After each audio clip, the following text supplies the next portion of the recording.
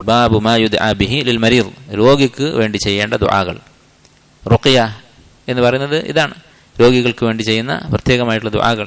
ഈ ബാബിൽ 8 ദുആകൾ ഇമാം നവവി റഹിമഹുല്ലാഹ് ഉദ്ധരിക്കുന്നുണ്ട്. ഈ വിഷയത്തിൽ വന്നിട്ടുള്ള ഏറ്റവും പ്രധാനപ്പെട്ട 8 ദുആ. ഇത് പഠിച്ച് മനസ്സിലാക്കേണ്ടത് നിർബന്ധമാണ്. രോഗികൾക്ക് വേണ്ടി അത് ചെയ്യുകയും വേണം. ഓരോന്നായിട്ട് നമുക്ക് നോക്കാം.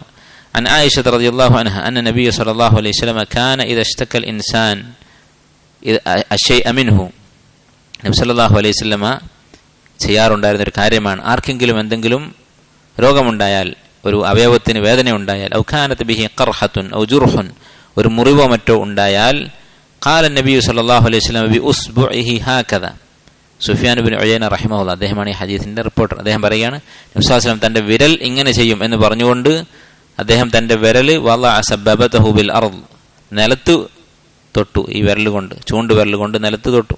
തുമ്മ റഫഅഹ, എന്നിട്ട് ആ വിരൽ ഉയർത്തി, എന്നിട്ട് പറഞ്ഞു ബിസ്മില്ലാഹ് തുർബതു അർദിന ബിരീഖി ബഅദിന യുഷ്ഫാ ബിഹി സഖീമുന ബിഇദ്നി റബ്ബിന. ഈ ദുആ പറഞ്ഞു. ബുഖാരി മുസ്ലിം ഉദ്ധരിച്ചിട്ടുള്ള മുത്തഫഖുൻ അലൈഹി ഹദീസാണ്. എന്താണ് പറഞ്ഞത്? ബിസ്മില്ലാ, അള്ളാഹുവിൻ്റെ നാമത്തിൽ, തുർബത്തു അർദിന, നമ്മുടെ മണ്ണാണിത്, അള്ളാഹു സൃഷ്ടിച്ച തഹൂറായ, ശുദ്ധീകരിക്കാൻ ഉപയോഗിക്കാവുന്ന വസ്തുവാണ് മണ്ണ്. ബിരീഖതി ബഅദിന, നമ്മുടെ തുപ്പൽ, വായിലുള്ള ഉമിനീര്, നഫ്സാസിലെ ഉമിനീര് ഈ കയ്യിൽ പുരട്ടിയിട്ടാണ് നിലത്ത് തൊട്ടത്, ഈ മണ്ണ് എടുത്തത്. അപ്പോൾ തുപ്പലും മണ്ണുമാണ് ഈ കയ്യിലുള്ളത്. യുഷ്ഫ ബിഹി സഖീമുന, ഇതുകൊണ്ട് രോഗിയുടെ രോഗം ശിഫയാകും. ബിഇദ്നി റബ്ബിന, അള്ളാഹു ഉദ്ദേശിച്ചാൽ. അപ്പോൾ ഈ മുറിവിൽ ഈ മണ്ണ്, ഉമിനീര് പുരട്ടിയ മണ്ണ് ആ മുറിവിൽ പുരട്ടിയാൽ ആ മുറിവ് ഷിഫയാകും. ഇത് ഇമാം ബുഖാരി മുസ്ലിം ഉദ്ധരിച്ച സ്വഹീഹായ ഹദീസാണ്. അപ്പോൾ ഒരു മുഅ്മിനായ മനുഷ്യൻ യഖീനോടുകൂടി, വിശ്വാസത്തോടുകൂടി ഈ കാര്യം ചെയ്താൽ ഇൻഷാ അള്ളാഹ് ആ മുറിവ് മാറാൻ സാധ്യതയുണ്ട്. ഇതുപോലെയുള്ള കുറേ ദിക്റുകൾ ഈ അധ്യായത്തിൽ പറയുന്നുണ്ട്. ഇതിനെക്കുറിച്ച് പൊതുവായി മനസ്സിലാക്കേണ്ടത് എന്താണ്? ഈ കാര്യങ്ങളിൽ നബി സല്ലല്ലാഹു അലൈഹി വസല്ലം പഠിപ്പിച്ച ഈ ഷിഫയുടെ മാർഗങ്ങൾ, ഇതിൽ യഖീനുള്ള ഒരാൾ ഇത് ചെയ്താലേ ഇത് ഫലിക്കുകയുള്ളൂ. ഒരു മുഅ്മിൻ അദൃശ്യത്തിൽ ഗൈബിൽ വിശ്വസിക്കുന്നവനാണ്. അള്ളാഹുവിൻ്റെ റസൂലും പറഞ്ഞാൽ, ഒരു കാര്യം പറഞ്ഞാൽ സമിഅ്നാ വ അതാന, കേട്ടിരിക്കുന്നു, അനുസരിച്ചിരിക്കുന്നു. ഇതായിരിക്കണം ഒരു മുഅ്മിൻ്റെ സ്വഭാവം. ആ സ്വഭാവത്തിൽ യഖീനോടുകൂടിയാണ് ഇത് ചെയ്യുന്നതെങ്കിൽ ഈ റുഖിയ, രോഗം മാറാനുള്ള മന്ത്രങ്ങൾ, ദിക്റുകൾ ഫലിക്കുക തന്നെ ചെയ്യും. പണ്ഡിതന്മാർ പറയുന്നത്, ഭൗതികമായ മാർഗങ്ങൾ, മരുന്നുകൾ, അത് രോഗം മാറാനുള്ള സബബാണ്. അള്ളാഹു തആല നമുക്ക് തന്നിട്ടുള്ള, അവൻ നിശ്ചയിച്ചിട്ടുള്ള സബബുകൾ തന്നെയാണ്, അവൻ്റെ സൃഷ്ടിയാണ്. ഈ സബബുകളെക്കാൾ ശക്തമായ സബബാണ് റുഖിയ, രോഗം മാറാനുള്ള ദീനിയായ മാർഗങ്ങൾ, ഇങ്ങനെയുള്ള പ്രാർത്ഥനകൾ. അപ്പോൾ ആ ഒരു വിശ്വാസത്തോടു കൂടി, ഒരു മരുന്ന് കുടിക്കുമ്പോൾ നമുക്ക് എത്ര വിശ്വാസം ഉണ്ടാവും, അതിനേക്കാൾ വിശ്വാസത്തോടു കൂടി വേണം ഇങ്ങനെയുള്ള ദിക്റുകളും ദുആകളും ചെയ്യാൻ. അടുത്ത ഹദീസ്, വഅൻഹ, ആയിഷ റളിയല്ലാഹു അൻഹ തന്നെ പറയുന്നു, അന്ന നബിയ സല്ലല്ലാഹു അലൈഹി വസല്ലം കാന യുഅവ്വിദു ബഅദ അഹ്ലിഹി, നബി സല്ലല്ലാഹു അലൈഹി വസല്ലം തൻ്റെ കുടുംബക്കാരെ തഅവീദ് ചെയ്യാറുണ്ടായിരുന്നു, അവർക്ക് റുഖിയ ചെയ്തു കൊടുക്കാറുണ്ടായിരുന്നു. എങ്ങനെയാണ് ചെയ്യുക? ബിയദിഹിൽ യുംന, തൻ്റെ വലത് കൈ കൊണ്ട് തടവും. വയഖൂൽ, എന്നിട്ട് പറയും. അപ്പോൾ രോഗിയോട് ചെയ്യാനുള്ള രണ്ടാമത്തെ രീതിയാണ്, റുഖിയ ചെയ്യാനുള്ള രണ്ടാമത്തെ രീതിയാണ്.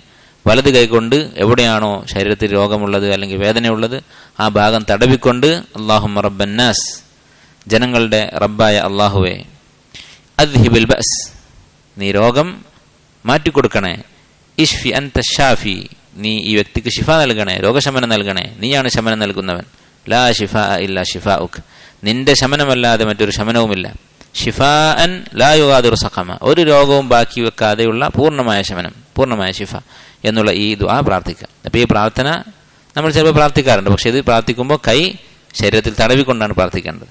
മറ്റൊരു റിവായത്തിൽ ഇങ്ങനെയാണ് ഈ ദുആ പറഞ്ഞിട്ടുള്ളത്, അല്ലാഹുമ്മ റബ്ബന്നാസ് മുദ്ഹിബൽ ബഅസ്, അദ്ഹിബിൽ ബഅസ് എന്നുള്ളതിന് പകരം മുദ്ഹിബൽ ബഅസ്, രോഗത്തെ മാറ്റുന്നവനായ അള്ളാഹുവേ എന്നാണുള്ളത്. അടുത്ത ഹദീസ്, മൂന്നാമത്തെ റുഖിയ. രണ്ട് കാര്യങ്ങൾ നമ്മൾ പറഞ്ഞു. മൂന്നാമത്തേത്, അൻ സഅദ് ഇബ്നു അബി വഖാസ് റളിയല്ലാഹു അൻഹു, സഅദ് ഇബ്നു അബി വഖാസ് റളിയല്ലാഹു അൻഹു പറയുന്നു, ആദനി റസൂലുള്ളാഹി സ്വല്ലല്ലാഹു അലൈഹി വസല്ലം, ഞാൻ രോഗിയായപ്പോൾ നബി സല്ലല്ലാഹു അലൈഹി വസല്ലം എന്നെ സന്ദർശിച്ചു. ഫഖാല, അവിടുന്ന് പറഞ്ഞു, അല്ലാഹുമ്മ ശ്ഫി സഅദൻ, അല്ലാഹുമ്മ ശ്ഫി സഅദൻ, അല്ലാഹുമ്മ ശ്ഫി സഅദൻ. 3 പ്രാവശ്യം ഇമാം മുസ്ലിം ഉദ്ധരിച്ച ഹദീസാണ്. അല്ലാഹുമ്മ ഇശ്ഫി സഅദൻ, അല്ലാഹുവേ സഅദിന് നീ ഷിഫ നൽകണേ, രോഗശമനം നൽകണേ. ഇത് സുന്നത്താണ്. നമ്മൾ ആരെയാണോ സന്ദർശിച്ചത് ആ വ്യക്തിയുടെ പേരെടുത്ത് പറഞ്ഞ് അല്ലാഹുമ്മ ശ്ഫി ഫുലാനൻ, അല്ലാഹു ഇന്നയാളുടെ രോഗം ഷിഫയാക്കണേ എന്ന് പറയുക. ഇത് നബി സല്ലല്ലാഹു അലൈഹി വസല്ലമയുടെ രീതിയാണ്. അതുപോലെ ആ പ്രാർത്ഥന 3 പ്രാവശ്യം ആവർത്തിക്കുക.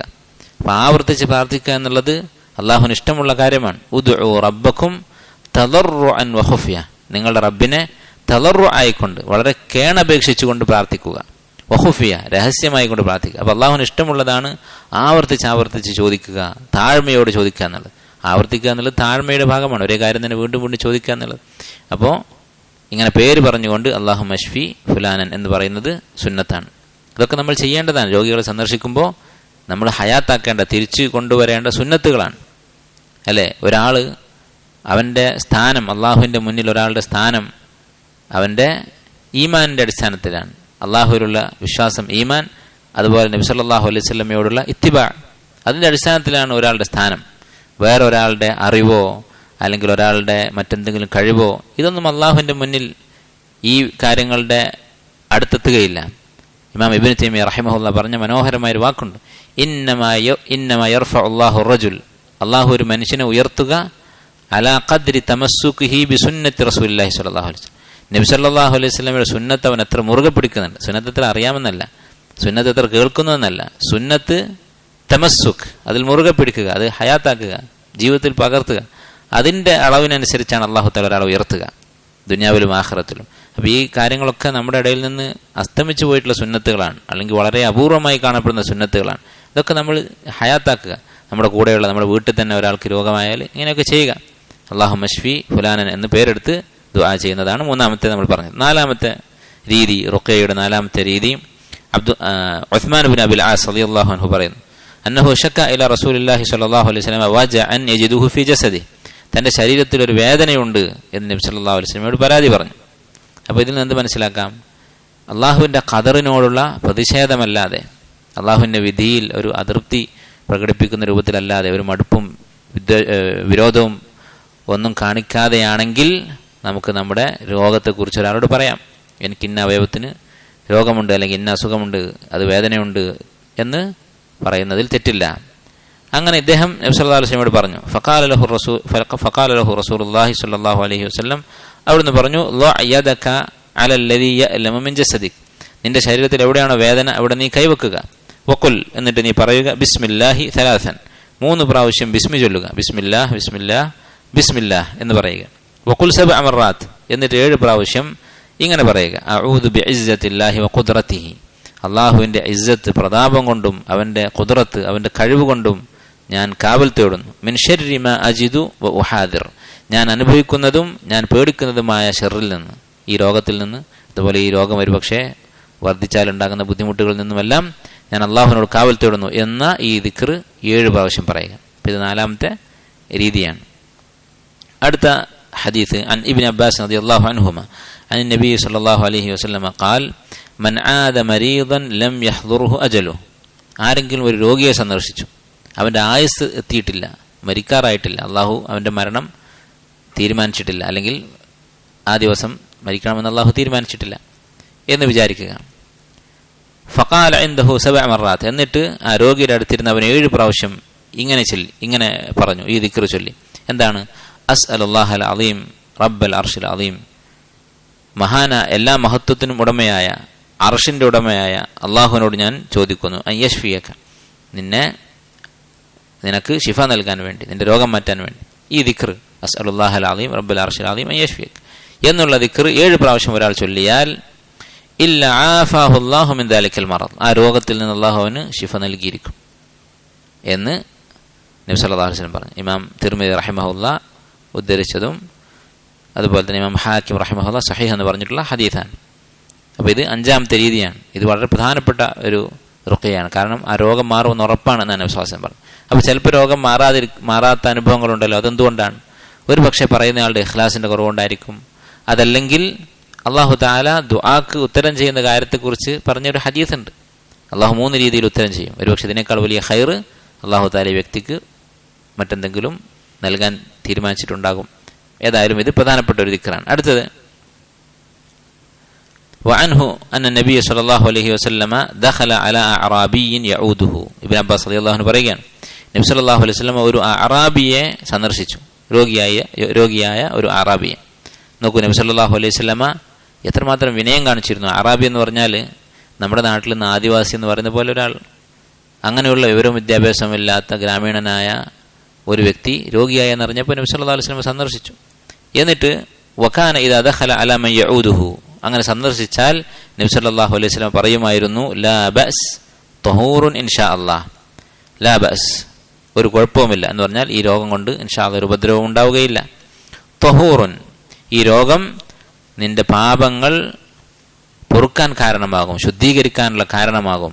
ഇൻഷാ അല്ലാഹ്, ഇവിടെ ഇൻഷാ അല്ലാഹ് എന്ന് പറയുന്നത് ചില പണ്ഡിതന്മാർ പറഞ്ഞിട്ടുള്ളത് ദുആ ചെയ്യുമ്പോൾ നമ്മൾ ഇൻഷാ അല്ലാഹ് എന്ന് പറയാൻ പാടില്ല, ഉറപ്പിച്ചിട്ടാണ് പറയേണ്ടത്. അള്ളാഹുവെ നീ ഉദ്ദേശിച്ചാൽ എനിക്ക് പുറത്തു തരണം എന്നൊന്നും പറയാൻ പാടില്ല, അള്ളാഹുവെ എനിക്ക് പുറത്തു തരണം എന്ന് തന്നെയാണ് പറയേണ്ടത്. പക്ഷെ ഇവിടെ ഇൻഷാ അല്ലാഹ് എന്ന് പറഞ്ഞത് പ്രാർത്ഥന എന്നുള്ള അർത്ഥത്തിലല്ല, ഒരു ഖബർ, പാപം പൊറുക്കുക തന്നെ ചെയ്യും എന്നുള്ള ഒരു വിവരം അറിയിക്കുകയാണ്. അതുകൊണ്ടാണ് ഇൻഷാ അല്ലാഹ് എന്ന് പറഞ്ഞത്. അപ്പോൾ ഇതും രോഗിയെ സന്ദർശിക്കുമ്പോൾ പറയേണ്ട വാക്കാണ്. അടുത്ത ഹദീസ് അൻ അബീ സഈദ് ഖുദരി റളിയല്ലാഹു അൻഹു അന്ന ജിബ്രീൽ അത്ത നബിയ സല്ലല്ലാഹു അലൈഹി വസല്ലം, ഏഴാമത്തെ റുഖിയ. ജിബ്രീൽ അലൈഹിസ്സലാം നബി സല്ലല്ലാഹു അലൈഹി വസല്ലം അടുത്ത് വന്നു. എന്നിട്ട് പറഞ്ഞു യാ മുഹമ്മദ് ഇഷ്തകൈത്, മുഹമ്മദേ നിനക്ക് രോഗമാണോ എന്ന് ചോദിച്ചു. അപ്പോൾ നബി സല്ലല്ലാഹു അലൈഹി വസല്ലമക്ക് രോഗമുള്ള സമയത്താണ്, രോഗിയായിരിക്കുന്ന സമയത്താണ് ജിബ്രീൽ അലൈഹിസ്സലാം വരുന്നത്. ഖാല നഅം, നബി സല്ലല്ലാഹു അലൈഹി വസല്ലം പറഞ്ഞു അതെ. അപ്പോൾ ജിബ്രീൽ അലൈഹിസ്സലാം റുഖിയ ചെയ്ത് കൊടുക്കുകയാണ്. നോക്കൂ നിങ്ങൾ, നബി സല്ലല്ലാഹു അലൈഹി വസല്ലമയും ജിബ്രീലും തമ്മിൽ നടന്നിട്ടുള്ള കാര്യമാണ് റുഖിയ എന്ന് പറയുന്നത്, റുഖിയ ചെയ്ത് കൊടുക്കുക എന്നുള്ളത്. അപ്പോൾ ആർക്കും നമുക്ക് റുഖിയ ചെയ്ത് കൊടുക്കാം. റുഖിയ ചോദിക്കുന്നത് കറാഹത്താണ്. നമുക്ക് രോഗമായി ഒരാളോട് റുഖിയ ചെയ്തു തരണം എന്ന് പറയുന്നത് മക്രൂഹാണ്. പക്ഷെ കണ്ടറിഞ്ഞ് അങ്ങോട്ട് ചെയ്തു കൊടുക്കുന്നത് വളരെ നല്ല കാര്യമാണ്. അങ്ങനെ ചെയ്താൽ അതിൽ യാതൊരു ദോഷവുമില്ല, ആ ചെയ്യപ്പെടുന്ന ആൾക്ക് ഒരു കുറവുമില്ല. ജിബ്രീൽ അലൈഹിസ്സലാം നബി സല്ലല്ലാഹു അലൈഹി വസല്ലമക്ക് റുഖിയ ചെയ്തു കൊടുത്തിട്ടുണ്ട്. ജിബ്രീൽ അലൈഹിസ്സലാം പറഞ്ഞു ബിസ്മില്ലാഹി അർഖീക്, അള്ളാഹുവിൻ്റെ നാമം കൊണ്ട് ഞാൻ എന്നെ മന്ത്രിക്കുന്നു. മിൻ കുല്ലി ഷൈഇൻ യുദീക്, താങ്കൾ ഉപദ്രവിക്കുന്ന എല്ലാ കാര്യങ്ങളുടെ ഉപദ്രവത്തിൽ നിന്നും. മിൻ ശർരി കുല്ലി നഫ്സിൻ ഔ ഐനി ഹാസിദ്, എല്ലാ ആത്മാവിൻ്റെ സിഹർ ചെയ്യുന്ന അല്ലെങ്കിൽ കണ്ണേർ ഫലിക്കുന്ന തരത്തിലുള്ള ആളുകളുടെ ആത്മാവുകൾ, അവയുടെ ഷെറിൽ നിന്ന്. ഔ ഐനി ഹാസിദ്, അല്ലെങ്കിൽ അസൂയക്കാരൻ്റെ കണ്ണേറിൽ നിന്ന്. അള്ളാഹു യഷ്ഫീഖ്, അള്ളാഹു ഇതിൽ നിന്നൊക്കെ താങ്കൾക്ക് ഷിഫ നൽകട്ടെ. ബിസ്മില്ലാഹി അർഖീഖ്, അള്ളാഹുവിൻ്റെ ഇസ്മ കൊണ്ട് ഞാൻ റുഖിയ ചെയ്യുന്നു, മന്ത്രം ചെയ്യുന്നു. ഇമാം മുസ്ലിം റഹിമഹുല്ലാഹ് ഉദ്ധരിച്ചിട്ടുള്ളതാണ്. ഈ ഹദീസിൽ നിന്ന് മനസ്സിലാക്കാം, റുഖിയയുടെ പ്രാധാന്യം മനസ്സിലാക്കാം. അതുപോലെ തന്നെ കണ്ണേർ ഹഖീഖത്തുള്ളതാണ് എന്നതിൽ നിന്ന് മനസ്സിലാക്കാം. കണ്ണേർ എന്ന് പറയുന്നത് ചില ഹദീസുകൾ കാണാം, അള്ളാഹുവിൻ്റെ ഖദർ കഴിഞ്ഞാൽ, അള്ളാഹുവിൻ്റെ വിധി എന്നുള്ള ഒരു കാരണം കഴിഞ്ഞാൽ പിന്നെ ഏറ്റവും കൂടുതൽ ആളുകളുടെ മരണം കണ്ണേർ കൊണ്ടായിരിക്കും. അത്രയും അപകടം പിടിച്ച കാര്യമാണ്. അതിനുള്ള പരിഹാരം എന്താണ്? റുഖിയ ചെയ്യുക. അതുപോലെ തന്നെ മറ്റുള്ള ആളുകളുടെ അടുത്ത് എന്തെങ്കിലും ഖൈർ കണ്ടാൽ ബറക്കത്തിന് വേണ്ടി പ്രാർത്ഥിക്കുക. ആത്മാർത്ഥമായി ബാറക്കല്ലാഹു ഫീക്ക്, അള്ളാഹു നിൻ്റെ ഈ ഖൈറിൽ ബറക്കത്ത് ചെയ്യട്ടെ എന്ന് പറയുക. ഇത് വളരെ പ്രധാനപ്പെട്ട കാര്യമാണ്. അതല്ലെങ്കിൽ ചിലപ്പോൾ നമ്മളെ കൊണ്ട് അവന് ഉപദ്രവം ഉണ്ടാകും. അസൂയ ഉണ്ടാകണമെന്ന് നിർബന്ധമില്ല കണ്ണേർ തട്ടാൻ. ഒരു വസ്തു നമുക്ക് ഇഷ്ടപ്പെട്ടു, വളരെ നന്നായി എന്ന് പറഞ്ഞു, നമ്മൾ അവൻ്റെ ബറക്കത്തിന് വേണ്ടി പ്രാർത്ഥിച്ചില്ല, ഒരു പക്ഷേ കണ്ണേർ തട്ടിയേക്കാം, ഉറപ്പില്ല, സംഭവിക്കാതിരിക്കാം. അപ്പോൾ മറ്റുള്ളവർക്ക് നമ്മളെ കൊണ്ടൊരു ഉപദ്രവം ഉണ്ടാകാതിരിക്കാൻ വേണ്ടി ബറക്കത്തിന് വേണ്ടി പ്രാർത്ഥിക്കണം. അത് ഹദീസിൽ വന്നിട്ടുള്ള കാര്യമാണ്. അടുത്ത ഹദീസ്, എട്ടാമത്തെ രീതി. ഈ അദ്ധ്യായത്തിൽ നബി റഹിമഹുല്ലാഹ് ഉദ്ധരിച്ചിട്ടുള്ള 8 രീതികളിൽ എട്ടാമത്തേത് അബൂ സഈദ് അൽ ഖുദരി റളിയല്ലാഹു അൻഹു പറയുകയാണ്, നബി സല്ലല്ലാഹു അലൈഹി വസല്ലം പറഞ്ഞതായി, മൻ ഖാല ലാ ഇലാഹ ഇല്ലല്ലാഹു വല്ലാഹു അക്ബർ, ആരെങ്കിലും ലാ ഇലാഹ ഇല്ലല്ലാഹ് അല്ലാഹു അക്ബർ എന്ന് പറഞ്ഞാൽ സദ്ദഖഹു റബ്ബുഹു, അള്ളാഹു അവനെ സത്യപ്പെടുത്തിക്കൊണ്ട് പറയും ലാ ഇലാഹ ഇല്ല അന വ അന അക്ബർ, ഞാനല്ലാതെ ആരാധനക്കർഹനായ ആരുമില്ല, ഞാൻ തന്നെയാണ് ഏറ്റവും വലിയവൻ അള്ളാഹു പറയും. വഇദാ ഖാല ലാ ഇലാഹ ഇല്ലല്ലാഹു വഹ്ദഹു ലാ ശരീക ലഹ്, ഇങ്ങനെ പറഞ്ഞാൽ അള്ളാഹു പറയും ലാ ഇലാഹ ഇല്ല അന വഹ്ദി ലാ ശരീക ലി എന്ന് അള്ളാഹു തആല പറയും. വഇദാ ഖാല ലാ ഇലാഹ ഇല്ലല്ലാഹു ലഹുൽ മുൽക്കു വലഹുൽ ഹംദ് എന്ന് പറഞ്ഞാൽ അള്ളാഹു തആല പറയും ലാ ഇലാഹ ഇല്ല അന ലിയൽ മുൽക്ക് വലിയൽ ഹംദ് എന്ന് പറയും. വഇദാ ഖാല ലാ ഇലാഹ ഇല്ലല്ലാഹു വലാ ഹൗല വലാ ഖുവത ഇല്ലാ ബില്ലാഹ് ഖാല ലാ ഇലാഹ ഇല്ല അന വലാ ഹൗല വലാ ഖുവത ഇല്ലാ ബി എന്ന് അള്ളാഹു തആല പറയും. ഈ പറഞ്ഞതൊക്കെ അള്ളാഹു സത്യപ്പെടുത്തുമെന്നർത്ഥം. വകാന യഖൂൽ, എന്നിട്ട് നബി സല്ലല്ലാഹു അലൈഹി വസല്ലം പറഞ്ഞു, മൻ ഖാലഹാ ഫീ മറദിഹി സുമ്മ മാത്, ആരെങ്കിലും രോഗിയായി കിടക്കുമ്പോൾ ഇത് ചൊല്ലിയാൽ, സുമ്മ മാത, എന്നിട്ട് ആ രോഗാവസ്ഥയിൽ അവൻ മരിച്ചുപോയാൽ, ലം തത്അംഹു നാർ, നരകം അവനെ സ്പർശിക്കുകയില്ല. അപ്പോൾ ഇതിന് എന്ത് മനസ്സിലാക്കാം? രോഗികൾക്ക് ചൊല്ലാനുള്ളൊരു ദിക്റാണിത്. ലാ ഇലാഹ ഇല്ലല്ലാഹു വല്ലാഹു അക്ബർ, ലാ ഇലാഹ ഇല്ലല്ലാഹു വഹ്ദഹു ലാ ശരീക ലഹു, ലാ ഇലാഹ ഇല്ലല്ലാഹു ലഹുൽ മുൽക്കു വലഹുൽ ഹംദ്, ലാ ഇലാഹ ഇല്ലല്ലാഹു വലാ ഹൗല വലാ ഖുവത ഇല്ലാ ബില്ലാഹ്. ഈ 4 ദിക്റുകൾ ഇത് രോഗികൾക്ക് പഠിപ്പിച്ചു കൊടുക്കണം. നമ്മൾ ഓരോരുത്തരും പഠിക്കണം. രോഗികളായാൽ ഈ ദിക്ർ ചൊല്ലണം. ആ രോഗം മാറാതെ മരിച്ചു പോവുകയാണെങ്കിൽ അവൻ നരകത്തിൽ പ്രവേശിക്കുകയില്ല എന്നാണ്. വളരെ പ്രധാനപ്പെട്ട ഒരു ദിക്റാണത്. അപ്പോൾ ഈ ദിക്ർ ചൊല്ലിയാൽ രോഗം മാറാനും സാധ്യതയുണ്ട്. അതുകൊണ്ടാണ് രോഗിയായിരിക്കുമ്പോൾ ഈ ദിക്ർ ചൊല്ലാൻ വേണ്ടി വിശ്വാസം പഠിപ്പിച്ചത്. അതുപോലെ തന്നെ തൗഹീദിന്റെ പ്രാധാന്യം ഈ ഹദീസിൽ മനസ്സിലാക്കാം. രോഗം മാറാനുള്ള ഒരു സബബാണ് ഒരാളുടെ തൗഹീദ് ശക്തമാവുക എന്നുള്ളത്. കാരണം ഈ ദിക്റിൽ മുഴുവനും പറയുന്നത് ലാ ഇലാഹ ഇല്ലല്ലാഹ് എന്ന ദിക്റാണ്.